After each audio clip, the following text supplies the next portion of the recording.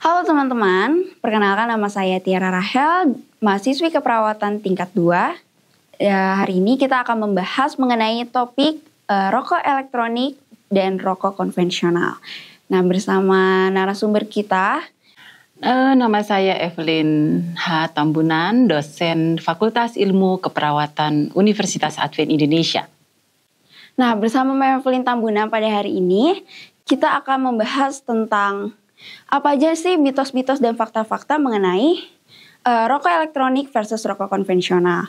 Nah, kita membahas topik ini hanya di Infact Real Talk Real Health.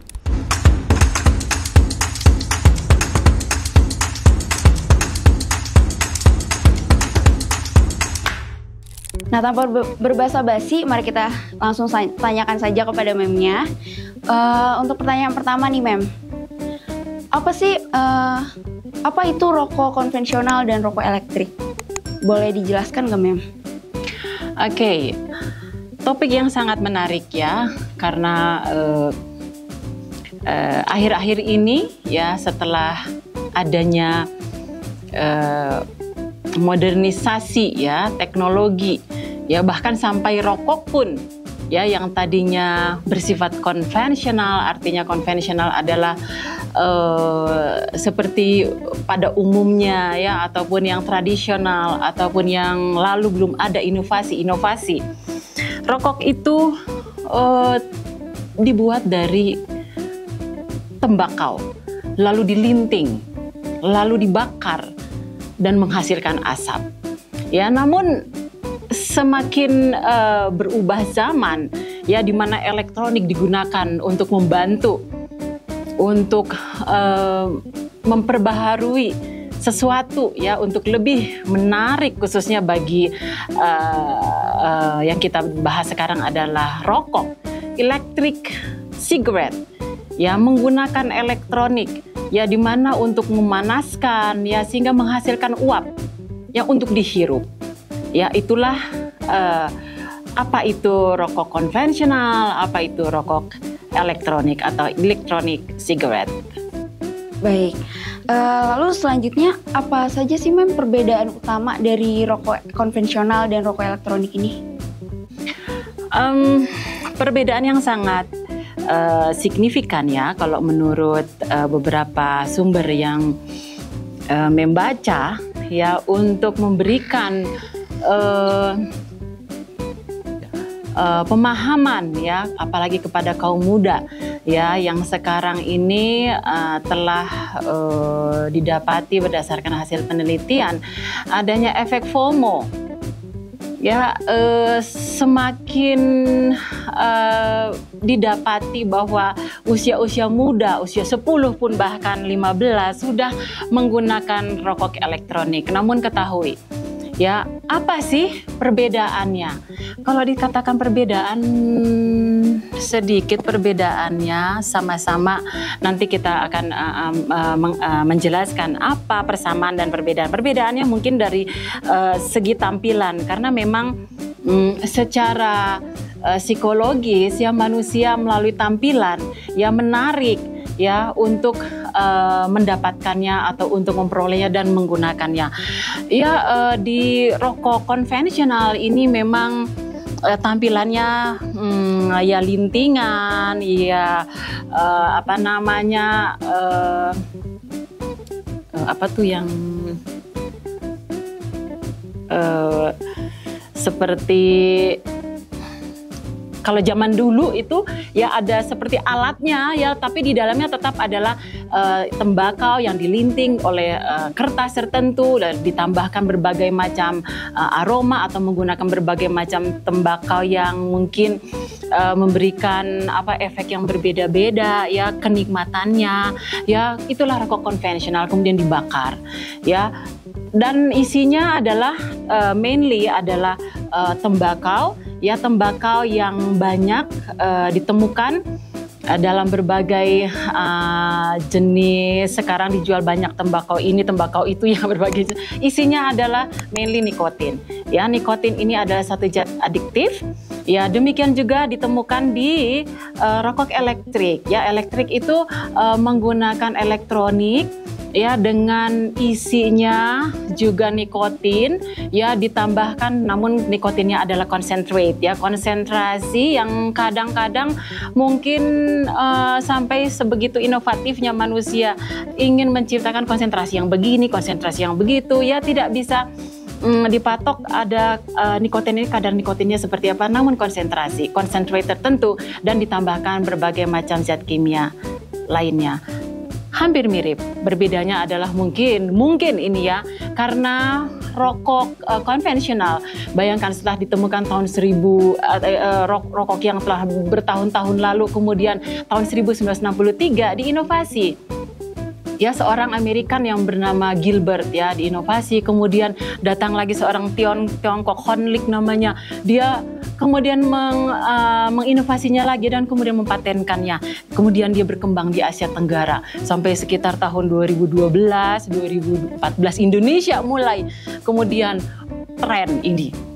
Ya, sudah mulai namun mungkin ya karena setelah puluhan tahun lalu rokok konvensional sudah kemudian berkembang mencari tahu apa sih yang dihasilkan oleh tembakau yang dibakar, ada tarnya, ada yang katakan 4.000 isinya yang kemudian menjadi efek berbahaya, ada yang 5.000 bahkan sampai 7.000. Kita tidak tahu kalau mungkin nanti ini rokok elektronik sigaret, kemudian karena baru 2000 sekitar berapa tahun, 10 tahun terakhir, mungkin ke 20 tahun ke depan akan ditemukan mungkin isinya bukan hanya yang sekarang telah ditemukan, ya, katanya ada formaldehid, ya, ada diasetil, ya, ada segala macam bahan-bahan yang merusak. Ya, itulah mungkin yang bisa kita katakan bagaimana perbedaan sedikit kandungan, ya, yang mungkin nanti pada tahun-tahun berikut mungkin akan ditemukan lagi, ya, bahwa banyak yang menyebabkan hal-hal yang merusak bagi tubuh, kandungannya dan tampilannya. Mungkin itu yang bisa Mem sampaikan untuk perbedaan, ya, kandungan dan tampilan. Baik, jadi pada intinya mungkin ini ya Mem, dari rasanya mungkin kalau rokok konvensional kan orang rasanya sama, ya, maksudnya itu aja, dan rokok elektronik ini rasanya mungkin beragam. Ya, itulah tambahan daripada atraktif, ya, bersifat menarik, ya, menarik pelanggan atau menarik orang yang ingin menggunakannya. Tapi namun demikian ya, konvensional juga katakan ya bahwa ada tembakau yang lebih nikmat, mereknya ini, tembakau ini bahkan sampai mereka ingin buat sendiri, ya, supaya lebih nikmat. Namun prinsipnya adalah sama. Ini persamaannya adalah semuanya itu adalah difokuskan kepada isi yang mengandung nikotin, ya. Nikotin ini didapatkan dari tembakau pada konvensional, ya. Lalu pada electric cigarette ini nikotin memang diproduksi sendiri untuk digabungkan dengan flavor, ya, ada rasa mint, ada rasa, ya, sehingga banyak pilihan yang memberikan peluang bagi si pengguna untuk lebih menikmati. Karena nikotin ini adalah sifatnya adiktif, ya, dimana apabila nikotin ini dihirup, ya, melalui uap, melalui asap pembakaran, penguapan elektrik sigaret, ya, setelah dihangatkan cairan liquid nikotin bersama dengan ada zat-zat yang lain, chemical substances, ya, kemudian diuap dan menjadi bisa dihirup. Pada saat dihirup masuk ke saluran pernafasan, lalu ke aliran darah, ya, dari jantung ke paru, lalu masuk ke seluruh tubuh, terutama masuk di dalam sel-sel saraf di otak. Dia akan excited, meningkatkan, sehingga tubuh kita mengeluarkan hormon dopamin, endorfin, hormon menyenangkan, hormon yang bikin moodnya enak, senang, ya. Sementara namun sifatnya demikian, setelah nikotin itu memberikan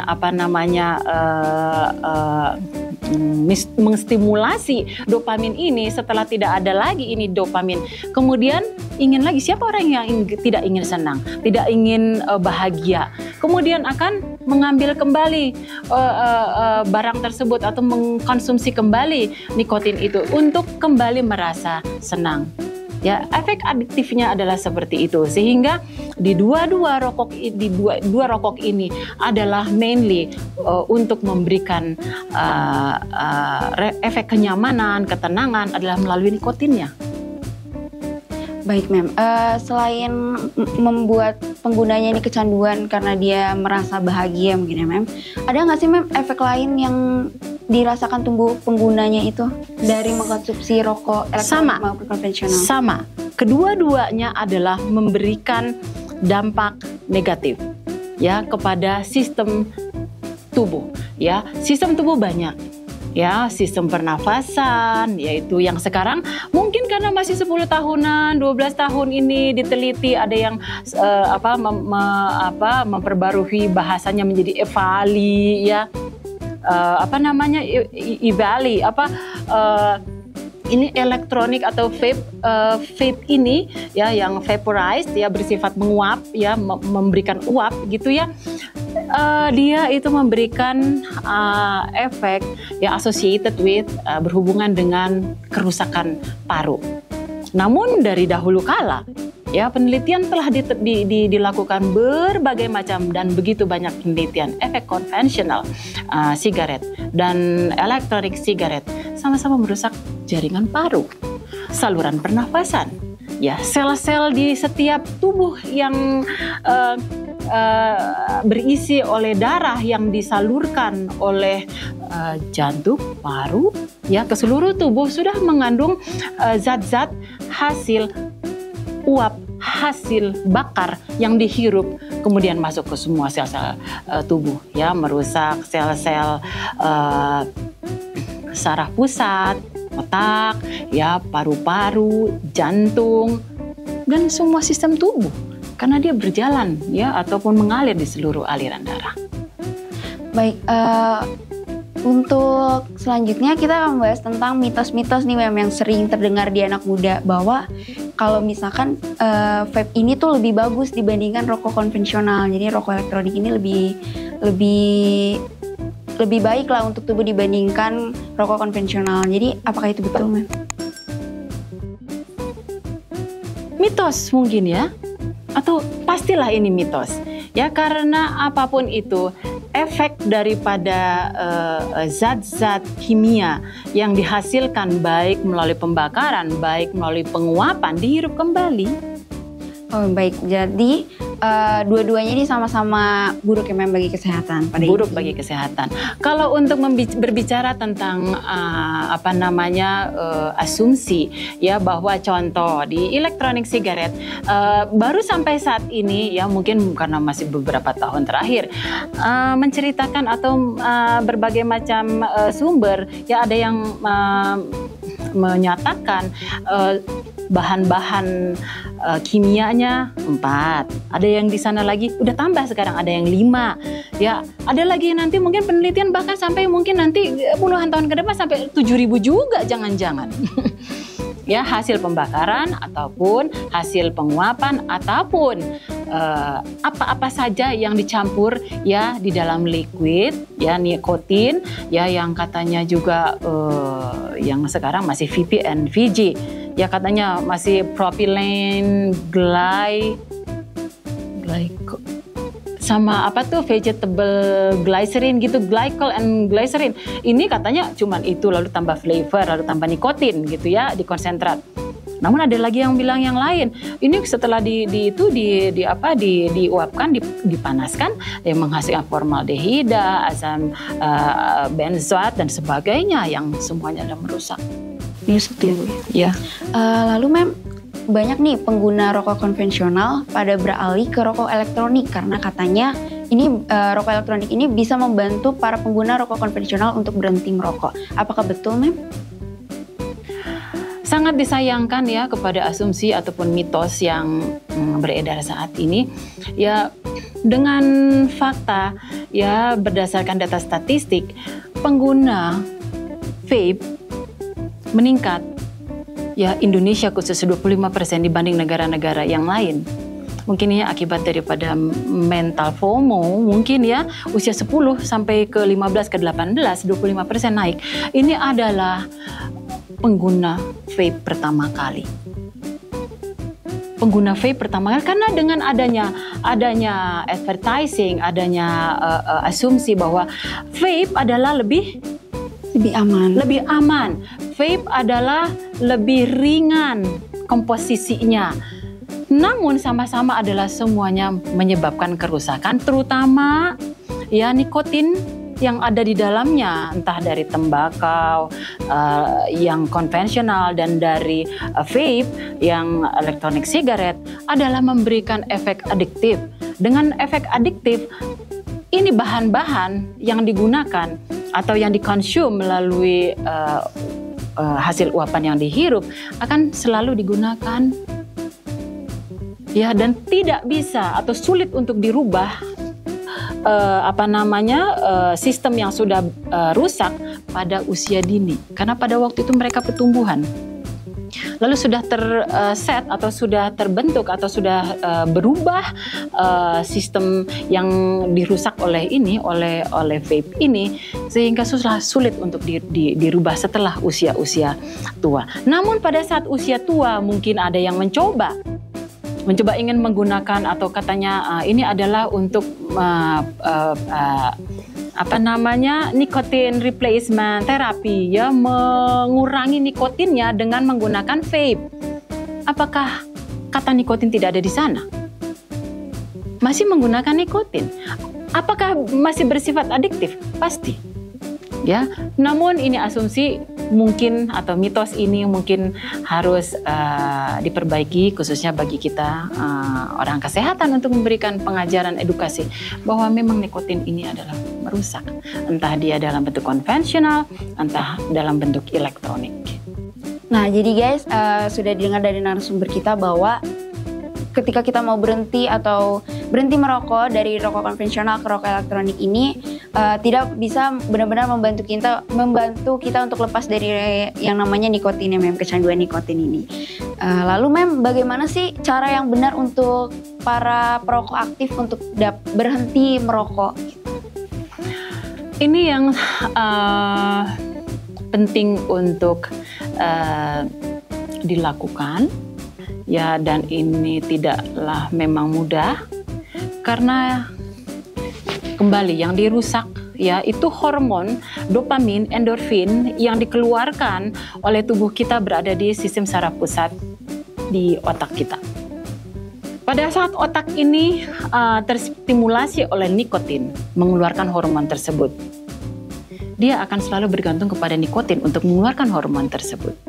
Tapi berita gembiranya adalah moderator menyampaikan ingin berhenti. Itu sudah ada positive willingness yang ada di pusat otak, yaitu terutama di frontal lobe. Kuncinya adalah keinginan, kemauan, yang kemudian didorong oleh motivasi yang kuat. Ya, banyak mungkin ini dipengaruhi juga oleh political, economical, atau social factors, ya, yang mungkin menggunakan nikotin replacement therapy, chewing gum lah, mengganti nikotinnya dengan paper, ada permen, mint, itu segala macam sudah dibuat. Dan katanya di negara-negara maju, Food and Drug Administration, ya, di Amerika, ya, memberikan peluang-peluang dengan menggunakan itu untuk berhenti merokok. Namun beberapa penelitian menunjukkan, ya, tidak ada keberhasilan yang maksimal, ya, kecuali kemauan yang benar-benar dari si pengguna, si pecandu, karena dia akan mengontrol dari dalam sendiri. Ya, keluarkan dopamin, keluarkan endorfin dari tubuh sendiri, dari pengontrolan sistem saraf pusat otak kita. Olahraga, pengalihan yang benar-benar, walaupun sulit dilakukan kata pecandu, karena sudah pecandu, ya, pengalihan yang sangat memang perlu extra effort.